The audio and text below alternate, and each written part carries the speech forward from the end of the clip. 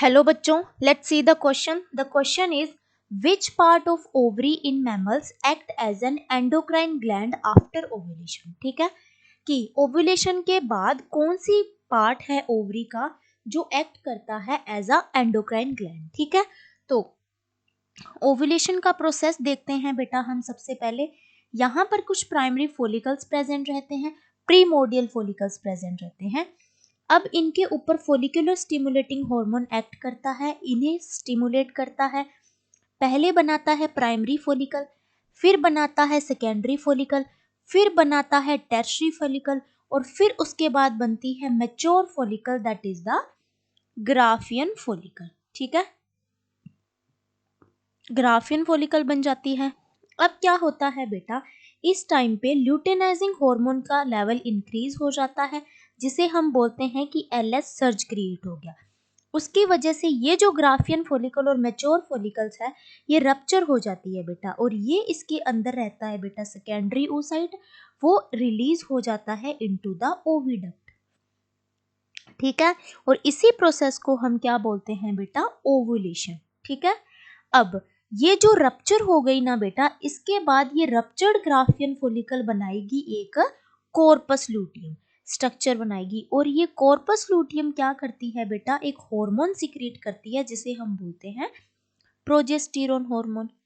ठीक है, तो एंडोक्राइन ग्लैंड्स का मेनली क्या काम रहता है बेटा, वो डायरेक्ट ब्लड स्ट्रीम्स के अंदर क्या करती है, हार्मोन्स का सिक्रेशन करती है. ठीक है, तो अब यहाँ पर कौन कर रहा है बेटा हार्मोन का सिक्रेशन, कॉर्पस लूटियम कर रहा है. और कॉर्पस लूटियम किससे बनी है बेटा, रप्चर्ड ग्राफियन फोलिकल से. ठीक है, तो अब ये कॉर्पस लूटियम क्या है बेटा, एज अ एंडोक्राइन ग्लैंड है.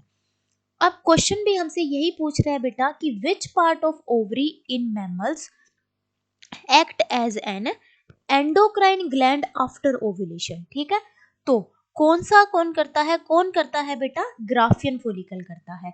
और ऑप्शंस हम देख लेते हैं. स्ट्रोमा ये पार्ट रहता है बेटा, ये नहीं बनाता एंडोक्राइन ग्लैंड को, तो ये गलत हो जाता है.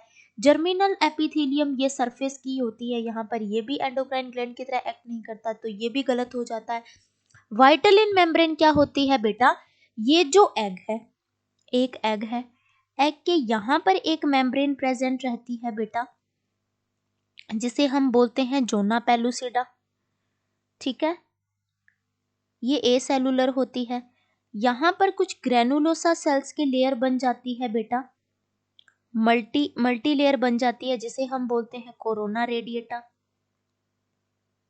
ठीक है, अब इन दोनों लेयर्स के नीचे यहाँ पर बेटा प्लाज्मा मेम्ब्रेन प्रेजेंट रहती है एग की, और उस प्लाज्मा मेम्ब्रेन को क्या बोलते हैं, वाइटलिन मेम्ब्रेन. ठीक है, तो ये बेटा एंडोक्राइन ग्लैंड की तरह एक्ट ये भी नहीं करती, तो सी भी गलत हो जाता है.